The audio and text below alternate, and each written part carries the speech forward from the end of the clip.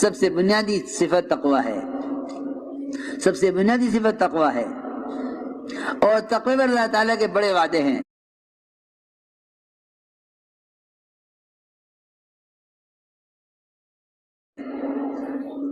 سب سے پہلے فرمایا من یتق اللہ یجعل لہ مخرجا، کہ ہم تقوی متقی کے لیے ہر تنگی سے راستہ نکال دیں گے، ہر تنگی سے راستہ نکال دیں گے تقوی پر۔ فرمایا من یتق اللہ یجعل لہ مخرجا، کہ ہم متقی کے لیے ہر تنگی سے راستہ نکال دیں گے، اور ہم وہاں سے اس کو رزق دیں گے جہاں اس کا گمان خیال بھی نہیں پہنچے گا۔ ایک وعدہ تقوی پر یہ ہے کہ ہم اس کو اسی کا رزق دیں گے جہاں اس کا گمان خیال بھی نہیں پہنچے گا۔ ایک وعدہ یہ ہے تقوی پر کہ جو آدمی تقوی اختیار کر لیتا ہے ہم اس کے کام میں آسانیاں پیدا کر دیتے ہیں۔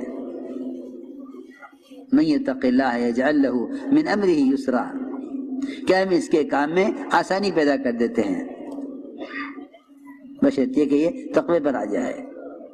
جتنے اسباب کمائی کے اسباب میں مشکلات مسلمانوں کو پیش آ رہی ہیں، اس سے کی بنیادی وجہ وہ یہ ہے کہ ان کی کمائی میں سے تقوی نکلا ہوا ہے،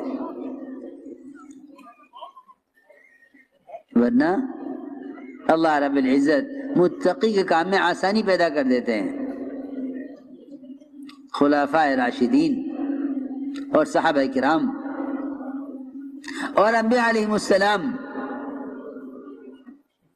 وہ سب سے پہلے کمائی کے نقشوں میں تقوی لاتے تھے۔ دیکھو یہ سمجھنے کی بات ہے، سب سے پہلے کمائی کے نقشوں میں تقوی ملے گا، آپ دیکھو اٹھا کر، سب سے پہلے کمائی کے نقشوں میں تقوی ملے گا۔ داؤد علیہ السلام بادشاہ تھے، نبی بھی تھے، بادشاہ بھی تھے۔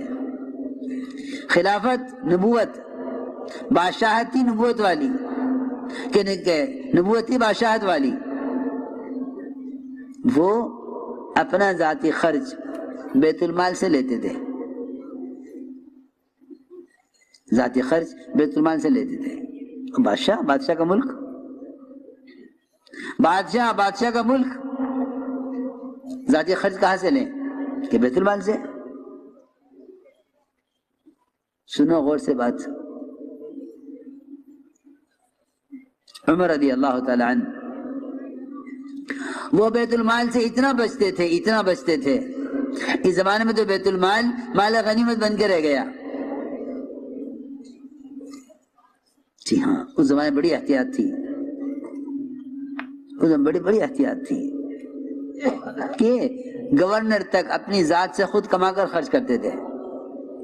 سلمان فارسی رضی اللہ تعالی عنہ گورنر ہیں، ٹوکرے بناتے تھے اپنے ہاتھوں سے، ٹوکرے بنا کر بیچتے تھے، اور انہیں ٹوکرے بنا کر بیچتے تھے اور ان کو بیچ کر اپنا ذاتی خرچ گھر کا چلاتے تھے، اور ٹوکرے کی آمدنی میں سے صدقہ کرتے تھے۔ جبکہ عمر رضی اللہ تعالی عنہ ان کو 5000 وظیفہ دیتے تھے۔ یہ 5000 کا وظیفہ، 5000 ان کی تنخواہ ہوتی تھی، یہ 5000 خرچ کرتے تھے دوسروں پر، یہ کہہ کر کہ یہ خدمت، مخلوق کی خدمت، یہ دین کی خدمت ہے، یہ آخرت کے لیے کر رہا ہوں، اگر 5000 میں سے اضافہ خرچ کروں گا تو یہ خدمت کا بدل بن جائے گا، آخرت میں کچھ نہیں ملے گا۔ جی ہاں، عجیب بات ہے، اپنے آخرت کے اجر کو بچانے کے لیے، آخرت کے اجر کو پورا حاصل کرنے کے لیے 5000 کے وظیفے میں سے، تنخواہ میں سے اپنے اضافہ خرچ نہیں کرتے تھے،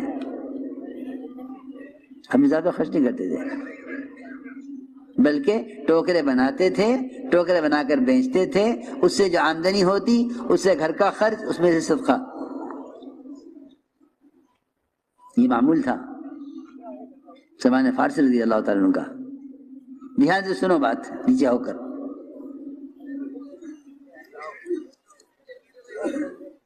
چنانچہ عمر رضی اللہ تعالیٰ عنہ ان کے بھی تقوی کے عجیب قصے ہیں،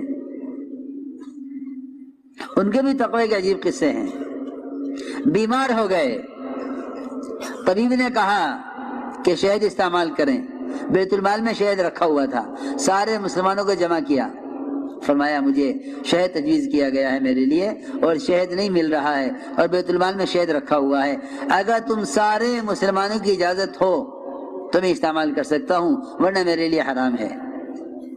سب نے کہا مومنین اجازت ہے آپ استعمال کریں۔ بیت المال سے احتیاط، عمر رضی اللہ تعالیٰ عنہ ایسے تقوی والے، ایسے تقوی والے، کہیں سے مال آیا، کہیں سے مال آیا،